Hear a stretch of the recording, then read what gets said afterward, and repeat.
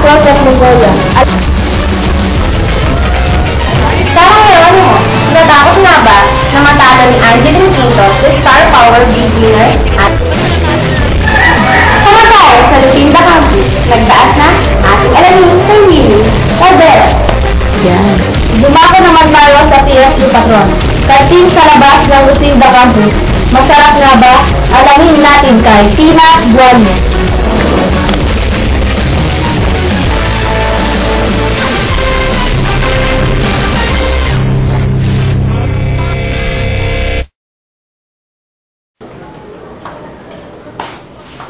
Magandang gabi, bayan. Ako po si Curicom Sanchez. Ako naman po si Pinky Sapot.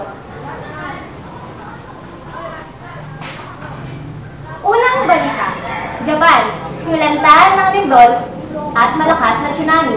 Ating alamin ay Ate Queenie Caldero. Yes, Pinky Sapot. Kasalukuyan po narito po ako sa Fukushima, Japan. Malaki pa na napinsalan ng lindol at tsunami rito. May nawala ng buhay, nasaktan, at nawalan po ng transportasyon at pamumuhay ng mga rito ay naging masaklap. May napapabalita rin po dito na may 5 namatay na Pilipino at may mga nawawala. Aking panay may ng mga 3 Pilipino dito na naninirahan dito sa Japan. Narito po sila. Ma'am, Pilipino po ba kayo? Opo. Ano po yung mga nararanasan po nyo dito? Nagkaroon ng malakas na lindol at malakas na tsunami dito sa Japan. At kami ngayon ay naghihirap at walang makain. Kaibigan po nyo sila? Oo. Pwede po kayong ma-interview kahit. Ano po masasabi po nyo sa mga nangyayari po dito? Masaklap talaga ang nangyari dito. Hindi namin inaasahan ang trahedyang nangyari dito. So, kailangan magdasal po tayo ngayon.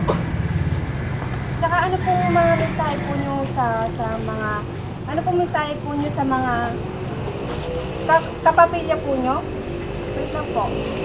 Ang masasabi ko po sa kababayan namin sa Pinas, wag po kayong mag-alala sa amin. Sa ngayon, okay lang po kami dito. Pero hindi po namin alam kung hanggang kailan. Natatakot na nga po kami dito pero magdasal po tayong lahat at manampalataya sa Diyos. Salamat po. Kayo po, ano po yung mamisay po sa gobyerno po natin sa Pilipinas?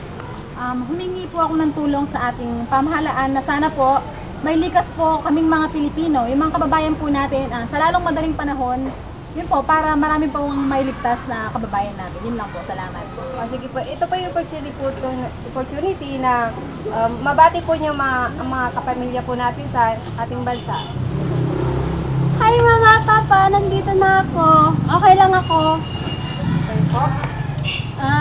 Sa mga parents ko, huwag kayong mag-alala. Pag naging okay na dito, padadalhan ko rin kayo. Basta okay lang ako dito. Mahal na mahal ko po kayo, mama, daddy. Hello po, sa mga pamilya ko po, nasa TV na ako, hello. Yun nga po, sana po maiuwi na kami agad sa Pilipinas. Salamat. Salamat po. At yan po ang mga balita po dito. Ako po si Pinky Caldero, nag-uulan. Naglaban ang Astros at Mongolia. Alamin natin kay El Niño Corpus. Salamat, Curicum Sanchez. Dumako naman po tayo sa sports news. Proud ang mga Pilipino sa resulta ng football battle kahit natalo sila sa Mongolian football team. Naganap ang labanan ng Ascals versus Mongolian team sa Mongolian Football Federation Football Center in Ulaanbaatar.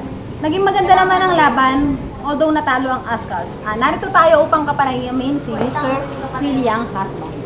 Pwede po namin kayo ma-interview ulit? Oo, pwede. Ano po yung masasabi niyo tungkol sa naging laban niyo sa mga Mongolian team?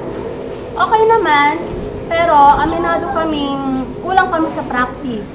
Pero proud kami na nakapaglaro ang Philippines sa Mongolia. Proud din po kami sa inyo. Maraming salamat po sa inyong oras. Napagbigyan niyo ang aming pag-interview sa inyo. So, narinig po natin ang panig ni Mr. Phil Yang husband.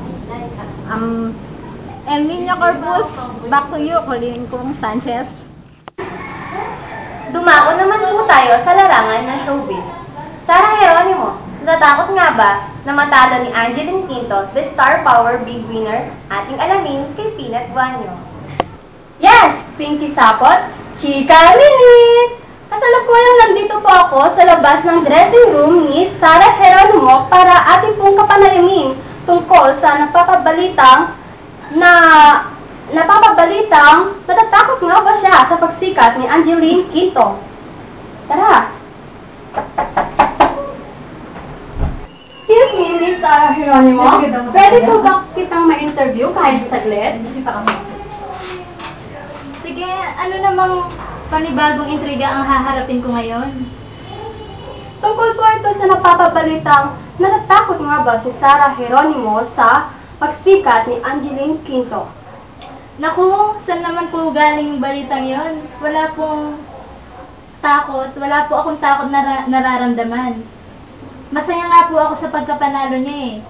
At sana tuloy-tuloy na yung pagiging success niya. Okay. Ano ba ang nais niyong sabihin or mensahe sa mga taong naniniwala sa inyo? Gusto ko po sabihin sa kanila na sana tigilan na nila yung intrigang yon. Dahil magkaibigan po kami ni Angeline, mabait na tao yan, at masaya ako para sa kanya.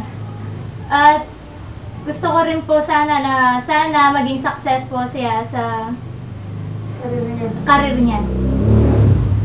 Salamat, Miss Sarah Geronimo. Ating pong napanayam si Miss Sarah Geronimo sa napapabalitang na tatakot nga ba siya sa pagsikat ni Angeline Quinto.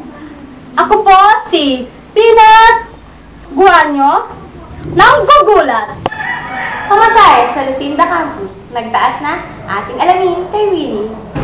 Yes, Pinky. Narito po ako ngayon sa service kung saan patungo mga estudyante papunta sa Lucinda. Ating po panayimin ang mga estudyante patungo roon. Narito po sila. Ano po masasabi po niyo sa pagtaas ng pamasahe po? Para sa akin, ayos lang yun. Piso lang naman yun eh. Siguro mayaman ka. Hindi naman. Sila po, pwede po bang... Ano pong masasabi po niyo sa pagtaas po ng pamasahe? Well, no comment. Ay, sungit. Kayo po. Ay, God. Katsyan po, nakita niyo ang mga reaksyon ng mga estudyante. Ako po si Winnie the Pooh. Yan. Dumako naman tayo sa TSU Patron. Kantin sa labas ng Lucinda Campus. Masarap nga ba? Alamin natin kay Peanut Guanyo. Magandang tanghali po sa ating lahat. Nandito po ako ngayon sa kantin ng Lucinda Campus kung saan dito po kumakain ng mga estudyante ng Tarlac State University. At kung papanayangin ang mga estudyante dito. Energy giving po. Hello po ma'am, pwede po ba kayong ma-interview? Sige, okay lang. Bakit gusto niyo po kumain dito? Marami kasing pagkain dito. Ay, doon wala. Saka ano? Mura. Ano pong masasabi niyo sa pagkain? Ang sarap naman, kahit pa paano. Ayun po, Yan sa mga ulan ko. ilang comments sa mga estudyante dito sa kantin ng Lucinda Campus. Ito po si Peanut Guanyo, nagbabalita. At yan po ang mga balitang aming nasagap. Ako po si Curicong Sanchez. Ako naman po si Pinky Sapot. Hanggang sa muli, magandang gabi, bayan!